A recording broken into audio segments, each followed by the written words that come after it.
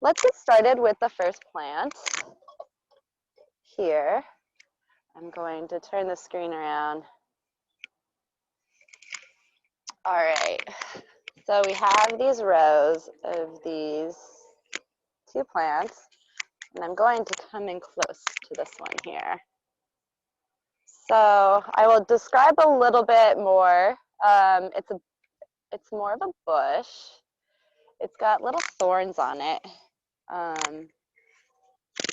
They're not as large and formidable as the thorns that you would find on the blackberry bushes in the Pacific Northwest. But it's certainly from that same plant family, which is the rose family or Rosaceae family. A little bit softer, smaller leaves. And as you can see, and as I can see from my vantage point here, this one has a more midsummer fruiting season. So there really aren't a lot of the fruits left, although I did find a special one right here, just for your eyes to see. This is the raspberry bush. And this raspberry is mine. Thank you, raspberry. So, let's see. Let me find a better specimen to to talk about. These ones are so great. These guys over here too are golden raspberries, which are amazing. They have more of a peach flavor than your traditional raspberry flavor. And there's also black raspberries, which I first discovered when I was volunteering my first time at 21 Acres. I had no idea they existed before that. So it was a pretty magical moment when I discovered that. All right, let me get a seat here. So here's some raspberry leaves. And the part of the plant we're going to talk about primarily today are the leaves, but I would also like to just talk about the berries as well.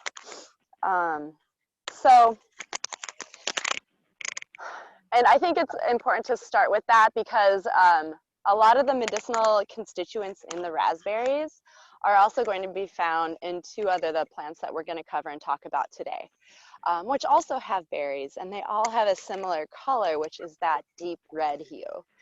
And in many plants, the color can indicate often what kind of plant chemicals are found in them. Example of that being that green coloration of almost all plants is the presence of chlorophyll. With that red to purple to blue color is the presence of these complex tannins called Proanthocyanidins, or PACs as the acronym for it. And I've talked about this before a little bit, but for those of you that are new to the classes, I just want to reiterate. So Proanthocyanidins are a chemical found in berries and other plants that have that red, purple, blue coloration. And it's really good for the blood vessels in the body, especially that inner lining of blood vessels, which is called the endothelium, the inner lining of the vessels. And it can really strengthen the integrity of them and support the strength of them. And as you know, thinking about it from a different perspective or analogy, we have these tubes in our body that we've had since we were born, before we were born, in utero. And their primary function is to allow the flow of blood to go through them. And those vessels will open and dilate and constrict and close. And just like with plumbing, there can often be a lot of wear and tear over the course of years with blood flow, the friction, increased pressure during times. And so eating plant foods that have these colorations, like raspberries, can be really good to help support and strengthen these blood vessels and help improve their longevity over one's lifetime. They're also really potent in antioxidants and are quite anti-inflammatory in nature as well. And raspberries I think raspberries are probably one of my favorite berries too. So I just feel really happy when I eat them. It's a good patient compliance for for medicine when you can eat your berries and help strengthen your vessels and you enjoy it at the same time. And we'll talk a little bit more about that too, because like I said, there's going to be a couple other plants that have those constituents as well. But the raspberry leaf is quite nutritive, actually. High amounts of vitamin C in it, as well as other minerals like iron and biotin and manganese. A lot of the trace minerals are found in raspberry leaf. So often when raspberry leaf is prepared to be taken internally, it's prepared as a tea. And raspberry leaf tea has a really nice, soft flavor to it. It's quite pleasant to drink. And with raspberry leaf, the first thing I think of when I look at this plant is I think about the uterus. This plant is a great tonic for the uterus. It helps to strengthen and tonify the muscle of the uterus. And just to kind of back up a little bit more, the uterus is actually a large muscle, a hollow tubular muscle, but it's not like the same kind of muscle that we have for our biceps or our hamstrings, which is skeletal muscle. The uterus is smooth muscle. And you know, just like the skeletal muscle, it can sometimes be a little bit too tense and tight, and other times it can get weakened and sluggish, just depending on the nature of things and the constitution of the person who contains the uterus. And with raspberry leaf, like a lot of plants, I kind of think of it as like an adaptogen for the uterus, because in a way it helps strengthen it where it's weak, and it helps relax it where it's too tight and tense. So this is a really great plant, not only in scenarios such as fertility, and helping strengthen the uterus to prepare it for gestating and carrying and growing a human, which this plant is very safe in pregnancy. But it's also can be great for other conditions that involve the uterus as well. And it has little to no side effects. It's a pretty safe plant, and again, very nutritive. When I think about plants that have little to no side effects and have a lot of minerals and nutrients in them, I think of them less as herbal medicine and more as a plant food or a medical food.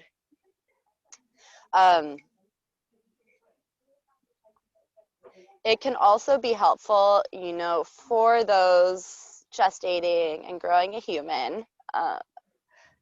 Taking raspberry leaf on a regular basis is not only going to help tonify and support the home of that baby, but it can help also prevent postpartum hemorrhage when that time comes. One characteristic from the rose family at large, so again, all the berries like raspberry, blackberry, are all from the rose family. And of course we have the roses and a handful of other plants. They have a chemical compound or plant compound that has an astringent activity, which also helps to tonify. And astringents help by closing and tonifying that tissue when it's kind of open and sluggish. And that can also help the tissue close and heal, like when after the baby's born and the placenta is released, helping to really tonify and close up that large open wound in order to help promote and begin those initial phases of healing postpartum. And as I'm sitting here, I actually spotted a golden raspberry that I want to show you guys. One left. I wouldn't say it's worthy to eat. There's a lot of growth on it, but just another example of raspberry here. Any questions coming up? Thanks. It looks like Well, first, I'd like to just, for people who are just joining us, I'd like to ask you all to mute yourselves. It looks like we have Allison and Janice. If you don't mind just muting yourselves for background audio, so we don't pick up on that. Thank you so much. Let's see. And then as for questions, gosh, this was such a beautiful description of raspberry. I didn't know how important it would be to just so many functions I have as a woman. Like, wow, I'm excited to try this. So Deanna asks, you mentioned this as tea, but would one want to add it whole to a green food diet, like a green smoothie? Yeah, that's a good question. So I just took a bite of it. So again, I'm feeling that astringent feel in my mouth.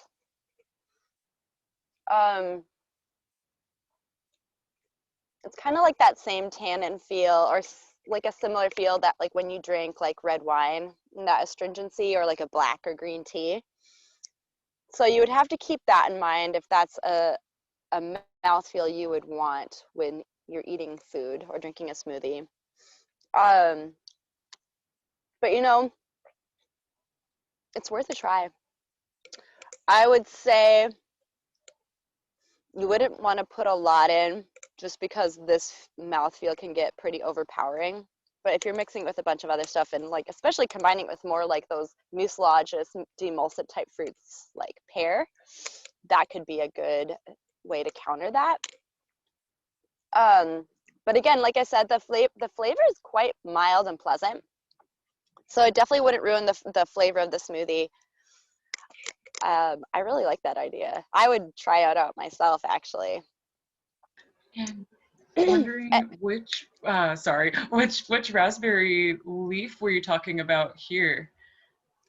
Right. You know, when I'm speaking about the raspberry plant, I'm talking about like the raspberry species at large, not just the subtypes of like red or black or golden raspberries. Those are definitely fun to consider in the more culinary aspect. And when it comes to the raspberry fruits themselves. But as far as the medicinal values of the leaves that I just talked about, that goes for all raspberry plants. Thank And you. I saw another question come in here. Yes, we've got one from Allison asking, would you use only baby leaves or any, and which times of the year? Yeah, that's a great question. So, right, we're at the end of the season. So, you know, these leaves have been on the bushes like all grow season long. So they get quite weathered, as you can see. So, and fall in general, autumn time, is not the best time to harvest leaves because of that. And, you know, all the energy from these plants are going down into the ground, into the roots and the stalks. I mean, really, like, this is such a good lesson to learn from nature and plants right now, because once it starts to get cold, they start to consolidate their energy and start to go inward. And I think about that so much this time of year and notice that feeling compelled to do that same thing, you know, energetically. When that cold time hits and the leaves start changing and it starts getting darker, I'm curious if you all start to feel that same sort of energy of like going more inward and being less external.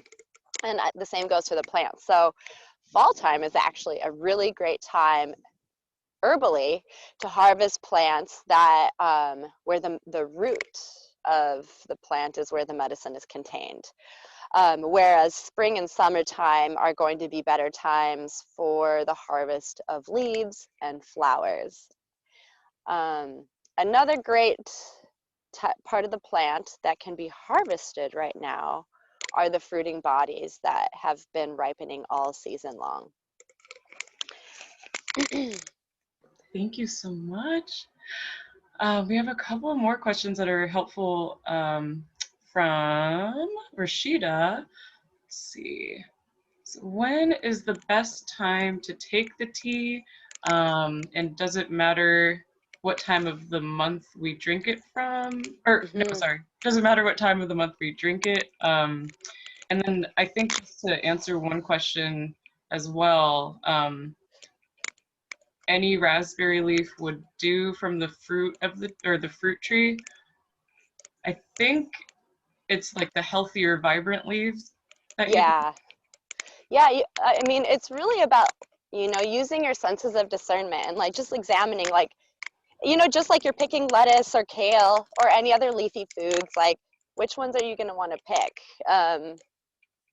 Which ones look maybe the more vibrant and whole and not as like wilted or starting to like wear away. That can be a good indicator. And also, even though, like I said at the beginning, a lot of raspberry leaves have a lot of these trace minerals and nutrients in them, like vitamin C. Um, but once we get to this time of year, again, like the plant, all that energy starts going inward. And so that amount of nutrition is probably going to be lower later in the growing season versus at the beginning. And as far as time frame of when to take the medicine, I'm assuming it's a raspberry leaf tea whenever it works for you during the day. I talk to patients about this all the time. It's like, what time do you take your supplements or drink your tea? And honestly, I mean, I know that there are recommendations like it's best to take it in the morning or like right before a meal, but the compliance just can really fall off pretty quickly, just dependent on people's schedules and natures and constitutions and follow through. And so it's like, what time works best for you? When are you going to take it that you can remember to take it regularly and create it into a ritual? And when it comes to raspberry leaf, especially for menstruating folks, it's a very mild action, but raspberry leaf does help. It would be better in a larger formula, which I'm not going to go into, but just like I said, it helps with postpartum hemorrhage. It can help slow and lighten up the bleeding during a menstrual cycle. So if that's an issue, it's actually great to take it during the menstruation. But maybe if you're not having as light of a period, maybe there's honestly, I don't think it's like that big of a deal. It's like so nutritive and that action's pretty mild. And if you have deeper questions specific to your needs, the best thing to do is reach out to someone like me who's trained in herbal medicine and naturopathic medicine. Reach out to a local naturopath or herbalist and get their opinion based on your specific picture. Thank you.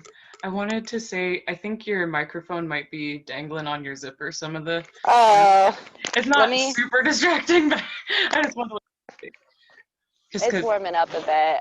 I'll just get it off here. Thank you. So I am going to move on to the next plant, unless there's any other major pressing questions that we can cover. There is one final question. Is this suited for women or men as well?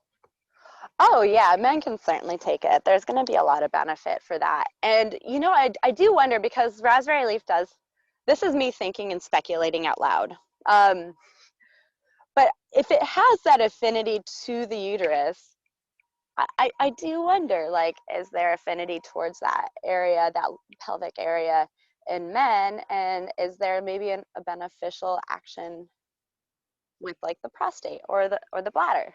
I don't know.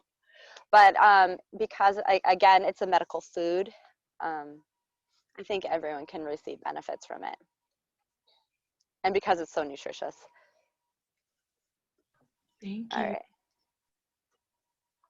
And so, yeah, again, some of those, here's that red color again. And again, with the autumn time, these fruiting bodies that have been growing and maturing and ripening all season long, they are coming to their full expression right now. So I'm going to show you, so this is the berry. Here's my finger for scale here. The leaf of this plant, let's find one right there. kind of like a mini oak leaf. At least it reminds me of the shape of an oak. And then let's find one of these guys. Let's see if I can get that. Do you see that? Thorn. Yeah, the gorgeous red haws. Yes. Also known as the red hawthorns. Correct. This is a hawthorn tree. The Latin name is Crataegus oxyacantha. And also I wanted to let you know the Latin name for raspberry is Rubus idaeus, which to me sounds like a spell from Harry Potter.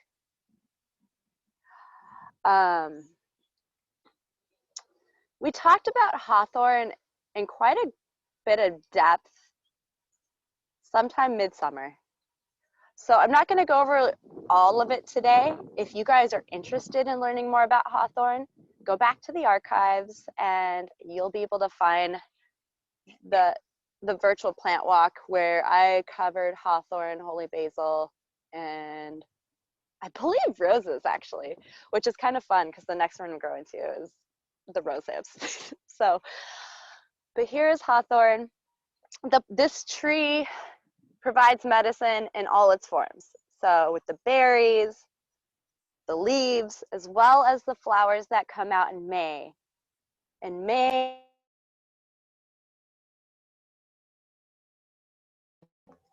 Looks like you muted yourself on accident. oh, Oh, did there you you hear? go. Like, yeah, sorry, there's a phone call coming in. Oh. These hawthorn trees will be covered in white flowers, and they're really easy to spot because they are just all over the trees. Here's some up higher too. These ones actually look a little bit darker. And this hawthorn in particular is actually not native to this area. It was brought in from Europe. There is a native hawthorn. I think there's one on the farm. I might go take a walk while I talk about hawthorn in a bit more depth here, but just want to show you a few more specimens here. So again, the hawthorn berries, because of that deep red coloration, lets us know that there are proanthocyanidins present. And so just with raspberry, like I said, the first thing I think about when I think about raspberry medicine is uterus. The first thing I think about when I think about hawthorn medicine is heart and cardiovascular system. So with those proanthocyanidins, that red coloration, really great for the vessel integrity, capillary strength, regeneration of those tissues. But hawthorn in particular is there's an action called tropho-restorative, which is a Latin term for restoration of the cells of the heart. And it really helps with the third type of muscle in our body. So we had talked about skeletal muscle and smooth muscle. The third type of muscle is specific just to the heart, called the cardiac muscle. And so the leaf, flower, and berry are really tropho-restorative and regenerative to the heart tissue itself. And they really help supply nutrition and medicine to the blood supply to the heart, which are the coronary arteries. And those are the arteries that cover the heart muscle itself. It's really great at helping balance certain heart issues and imbalances with heart regulation, such as arrhythmia, heartbeat that's too high or too low. It really can help regulate and support healthy and balanced heart function. And not only is it good for the cardiovascular system and the heart muscle at a biochemical and physiological level, but hawthorn's known to be incredibly supportive at a more heart energetic level as well. That was taught to me when I was first introduced to it, that it has this affinity for the heart chakra area, and that it can be quite heart opening as a medicine. And a lot of the matters of the heart as well, which I think is really important and relevant right now. You know, personally in my practice, specifically this year, I've seen a lot of issues of the heart come up, from recent strokes, hypertension, arrhythmia, panic attacks that look and feel very similar to a heart attack. And when I'm sitting with these patients and we're talking about these things and talking about how to heal and restore the cardiovascular system and support them, and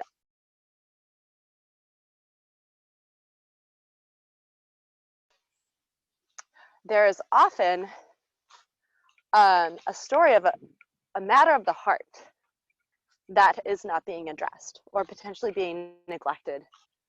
And so it could be, I've seen a lot of grief and stress connected with that, which is really no surprise because this has been a year full of grief and stress. And those prolonged periods where we are struggling in some of these really challenging emotions, and we're not able to come up for air, and we're not able to get a break from it. These emotional issues of the heart can really start to impact the physical heart itself or another body system. Some people have susceptibilities of, like, they always get bronchitis or pneumonia each year, or everything goes to their gut and their belly. And for some, it goes to their heart.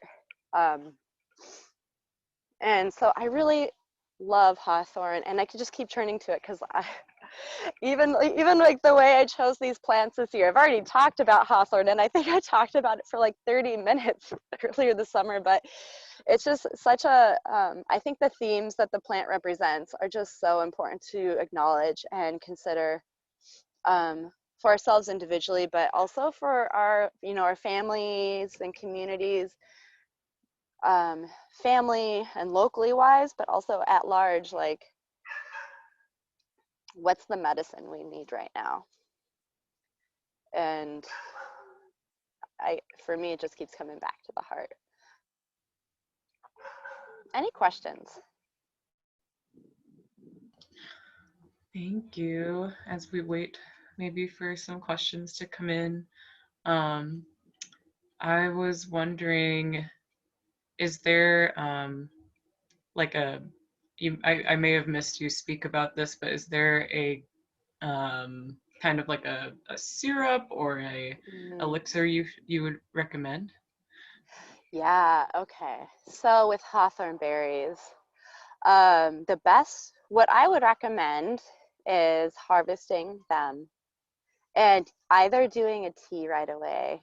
And so because it's a more dense plant, it's not like a light fluffy leaf or flower, you're gonna wanna be doing more of that decoction or low boil preparation infusion. So getting a pot of water at a low boil, adding the Hawthorne berries, covering up that the water and berry concoction, and then letting it sit or boil, aka decoct, for at least 20 to 30 minutes. That's a great tea preparation of it. And it's really interesting, by the end of the decoction, most of that red coloration is not left in that plant material. It is entered into the tea itself. Another way you could do this is harvest them and dry them. And you can do that same preparation with dried Hawthorne berries throughout the season or any time of year. It may just take a little bit longer for the decoction. In Western medicine, there's typically a recommendation of decocting at a smaller amount of time period. But then I also just can't help but notice that in traditional Chinese medicine, they're decocting their herbs for like 24 to 48 hours. So, you know, finding a healthy balance, and also just like what works for you. Doing a tincture of Hawthorne berry is also a really nice way to get that medicine, which with a tincture, I would recommend doing some sort of either alcohol extract. You can do glycerin as well, especially for those that are not wanting to consume alcohol. Glycerin does do a pretty good job of extracting the medicinal constituents as well. Honey or vinegars are also a great possibility for extracting the medicine as well. My favorite that I've done a couple of years in a row now is doing hawthorn berry extracted with brandy, like about 4 parts brandy and 1 part honey. That's really nice. And just having that as a heart tonic throughout the season. There are solid extracts or syrups of hawthorn out there too, and you can certainly do like a hawthorn berry syrup.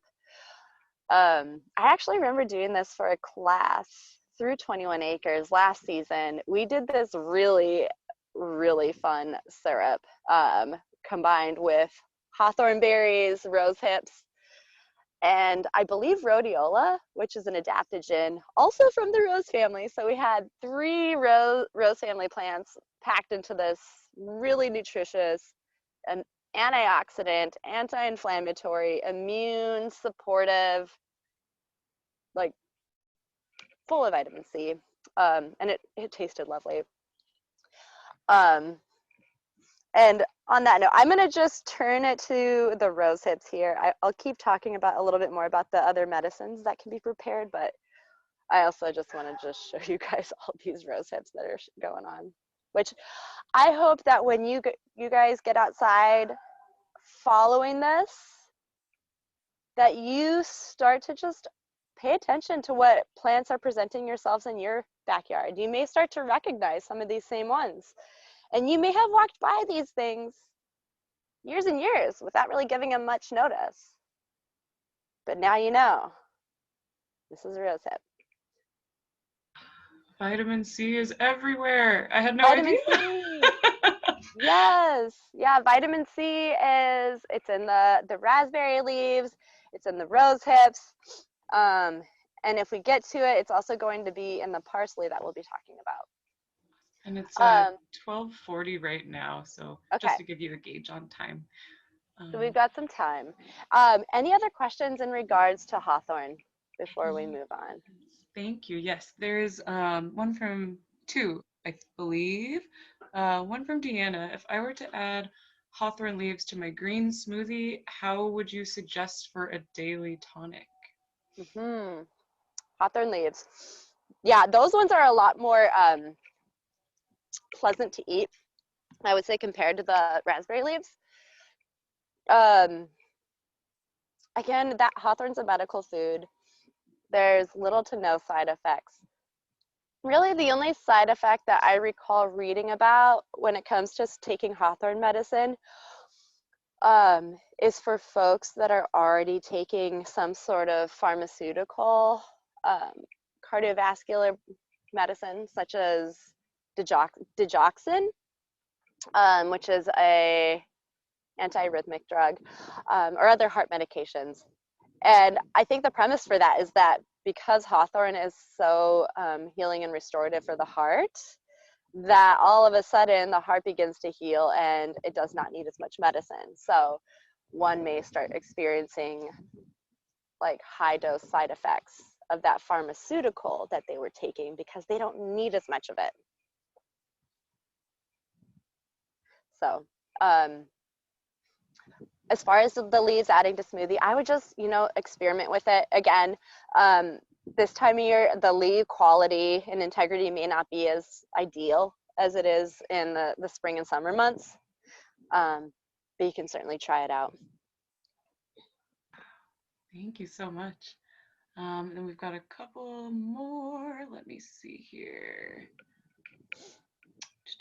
How would you recommend situating and creating the brandy and honey infusion with the haw? Allison's referring to them as haws. I love that. Yeah. The preparation of it? Yeah, how many? Right. Mm-hmm. I typically, when I'm making medicine for myself, I typically do more folk method. There's some great herbal medicine making books out there. You could check out a couple authors that are just off the top of my head is Sharon Tilgner, and that's Tilgner, as well as Rosemary Gladstar. They both have herbal medicine preparation and herbal medicine making books. They're going to give more of the scientific measurements and everything like that. But in general, like, you want to make sure all the plant material's covered if you're going to be preparing any sort of tincture, whether it's a vinegar infusion or brandy and honey. You don't want any of the plants above that. If you're putting liquid in with dried plant material, you have to take into consideration that those plants are going to get rehydrated. And so they may have been at this level in the jar, but once they get rehydrated, they may go up to that level. So you just need to keep an eye on it, and you have to add a little bit more once that process has happened. And I just measure it based on the container I have. So that's what I have for that. And you can check out the names of those two authors as well. They have herbal medicine making books that can be pretty helpful. Ooh, I think I'll add those to our follow-up email where we can send the resources. Yeah. Oh, Deanna's tuning in with the video. Looks like you already have the book. That's yes. so great. Thank you.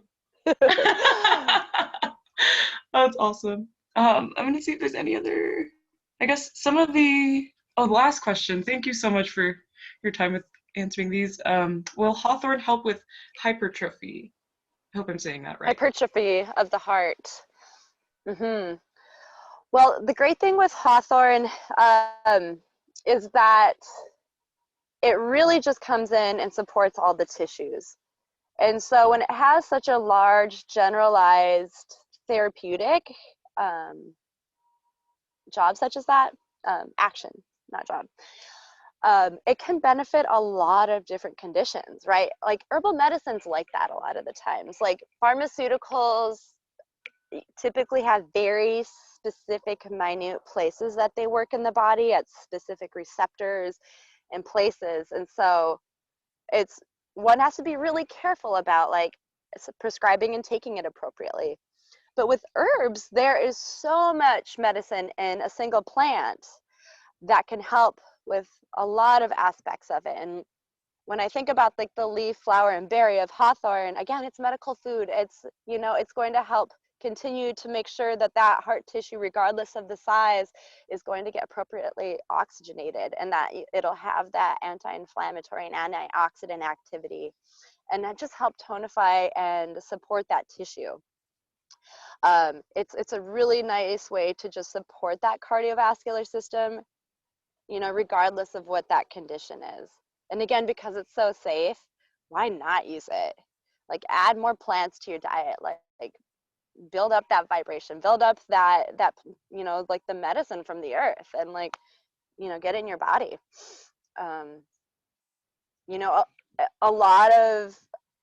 There's a lot of therapeutic diets out there that are therapeutic for the cardiovascular system, and so many of them are plant-based in general. So I mean, aside from like eating your broccoli and cauliflower, bring in some more plants as far as the herbs go too.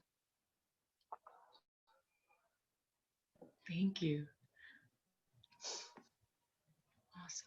I think that's all we've got for Hawthorn, but there's already some for Rosehips, so I guess we'll wait for that. Yeah, all right, so let's talk about Rosehips. So can you believe, so all of these berries you see were once upon a time a rose. And if you go back to the video where I talk about rose, I actually point out the tiny little part at the base of each rose that ends up that turns into the hip. So all that like brown stuff on the top, let's see, can I get that in the screen? Is that, there we go. That brown stuff on the top was the rose at one point. And so the flowers die away, and then all of that plant energy and nutrients get transferred and put into these fruiting bodies, because that's where the seeds are. Let me break it open and show you guys. Processing rose hips is it's still a work in progress for me. I haven't figured out a good way to do it because the outside is this nice, like, it's really high in pectin, which is necessary when you're making like a jam or jelly, like a fruit preserve. It's nice because there's still naturally occurring amounts of pectin in the flesh or the fruit that surround the rosehip. But then you have these like hairy seeds inside. And I mean, when you combine like mushy, fruity, gooey outside with hairy seeds, I'm still just learning how to do that, because if you were to go buy dried rose hips from like an herbal store, you're just going to get like you won't get the seeds with it. You'll just get the dried fruiting body, the external part. These are also pretty small too. There's some pretty fantastically large rose hips out there as well. These are the roses from they're the 5-petaled local Nuka roses that grow in this region. This plant, this part of the plant, is also packed and loaded with vitamin C. And I just think it's so cool that there's so much vitamin C rich medicines presenting itself right now, because vitamin C is such an important vitamin when it comes to supporting the immune system and protecting us from infections like viral infections and bacterial infections. It can also help with regeneration of cartilage. Vitamin C is a precursor in collagen. But really, when it comes to it, like, super important for the immune system, our vitamin C status. It's a great way to prevent from getting sick. And because vitamin C is water soluble, there's little to no risk of overdosing on vitamin C, because we end up just urinating out what our body does not utilize. And the rose hips are also incredibly anti-inflammatory and antioxidant as well. And again, they have that red coloration, so they're also good for the vessels with those proanthocyanidins. They're just a really great medical food and immune boosting food that can be integrated in a lot of different ways. As far as tea production or medicine production, you can prepare it in the exact same way that I explained with the Hawthorne berries. But because if you combine, if you were to taste test and texture test Hawthorne berry compared to rose hips are a lot more soft and easy to work with and process. And I'm probably going to harvest some of these today and have a go at processing them again, and just keep working at the art of figuring out how to separate the berries from the seeds. But one thing you can do with it is make a rosehip jam, or even integrate some rose hips into another type of jam that you're making, just to fortify it with some extra plant power and vitamin C power. Plus you get the benefit of the naturally occurring pectin that's found in the rose hips. One of my teachers, Dr. Deborah Francis, was the one that taught me about the idea of the rosehip jam. And she does a really easy method. Once she separates these fruiting bodies from it, she'll just cover it with like a sugar-free like blueberry concentrate or blueberry juice, and let that sit for a couple of days. You can eat the seeds inside the rose hips, but they're just not that pleasant because they're kind of hairy and they're just not that fun to eat. But I don't imagine they're going to get you sick. I wouldn't recommend it though. I'm entering into the realm that I would have to look this up to confirm it. But I believe, so I know that with like apple seeds, there's naturally occurring arsenic, or no, not arsenic, cyanide in it. And apples are from the rose family as well, as the rose hips. So if you accidentally ingest a few, it's not a big deal, but I wouldn't go out of your way to like eat and process the rosehip seeds. I'd get those out and just stick to the fruiting body itself.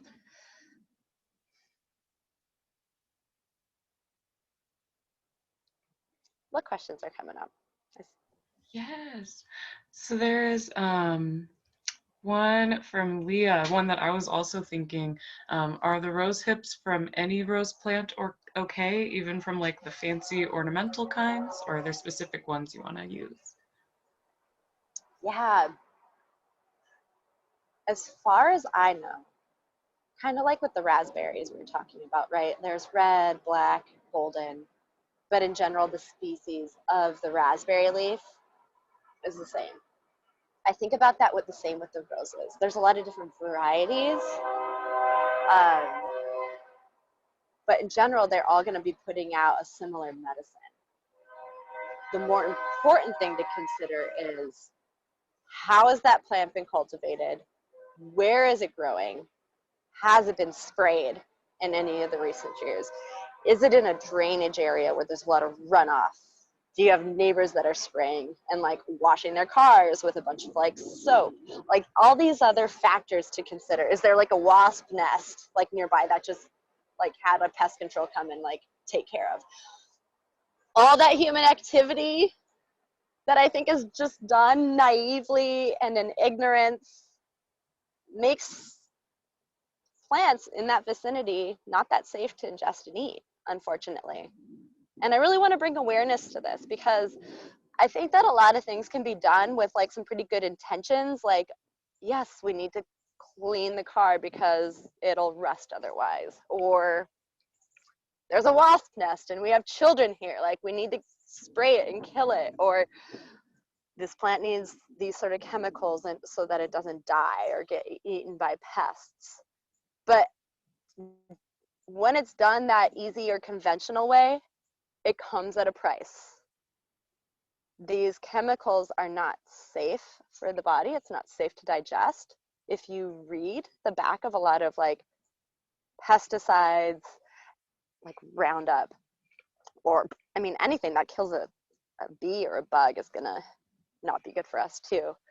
There's like some serious like handling instructions, like you wear a mask, wear gloves, do not let this touch your skin. Yet we see it sprayed and there's no flagging that goes up, and like 2 days later like kids are running around and playing on it like it's an appropriate thing to do because we need to have a lawn and that lawn needs to be maintained, and heaven forbid we have dandelions growing in that lawn because that's just not okay.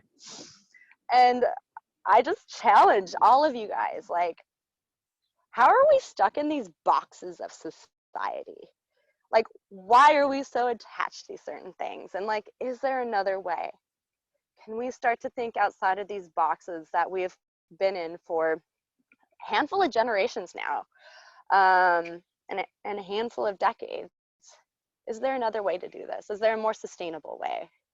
And asking yourself the question, well, like, what is the behavior of the wasps that are like, and like learn. I actually had a conversation with a really good friend of mine who's a vegan who was conflicted with this because a wasp nest built in her house.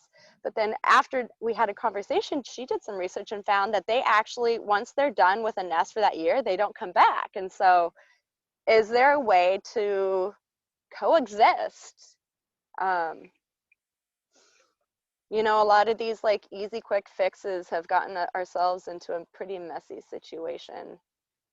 And it's time to start reevaluating how we're living our lives and the choices that we're making, because it's clear that they're not sustainable. I mean, 21 acres exists because of this convention. 21 acres is a resistance to this because they're true. and it's like, can we live in a world where like we don't need a 21 acres because everywhere we turn is a 21 acres. And of course, that's not the case right now. So back to harvesting. Thank you. We've got, I also want to agree 100%. We have Allison in the chat saying, love the soapbox rant, could not agree more. I'm with you too. And it's so hard for, you know, people who are trying to cultivate medicine, like the indigenous people and so many other like herbalists and naturopathics like you are trying to, you know, find the medicine and be sustainable. And then there's just all these rigid dandelion killing silly things, and I love dandelions. Mm-hmm. Yeah, Yeah. thank you. Anyway, I just wanted to say. Um, and we're coming up to the end of our Yeah. fantastic class and series. So it's 12:58. Okay. How do you feel about staying for like a couple extra minutes for any other questions that might come up? Yeah, certainly. I think a few more things I want to say too, just I'm going to say it in closing now and then answer questions so I don't lose my thread of thought. But I intentionally chose these plants because I do think that they're just incredibly supportive for us individually and collectively right now. Stress and things like fear and anger and frustration and grief can have deep impacts on the body. And so how do we counter it and return to our self-care? It's like when we start feeling the despair of the world and it feels like too much, it's like, what do? We need to just remember how to take care of ourselves. Step one. When was the last time you drank water? Do you need to eat some food? Because hypoglycemia is a physiological stressor that does not need to be put on top of all the other stressors going on.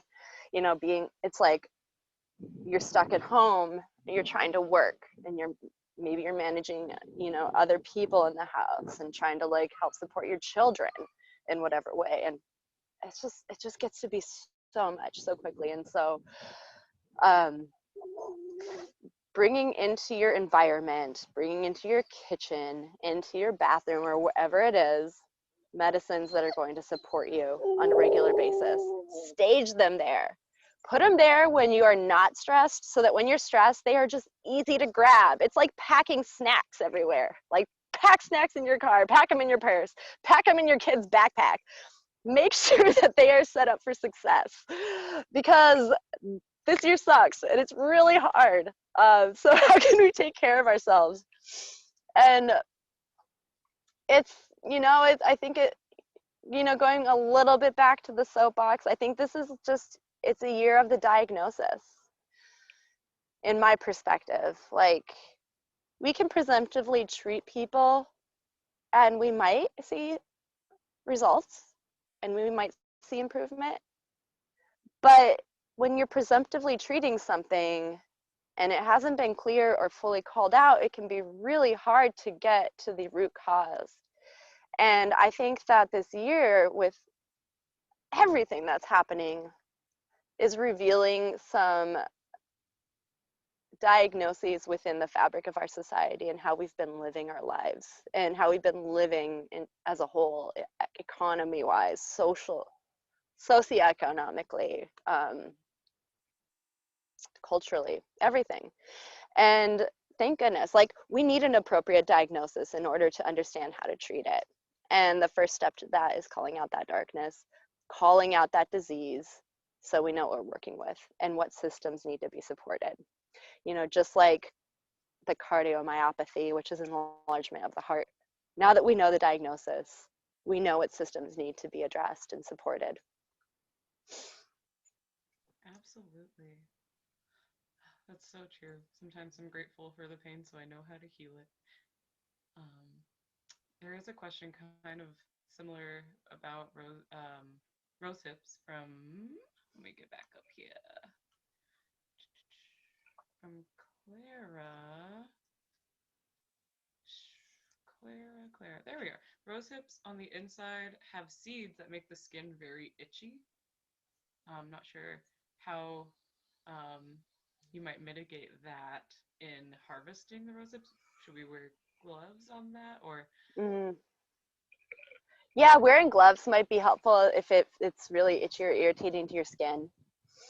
Again, I'm still a novice at it myself. It might be worth a search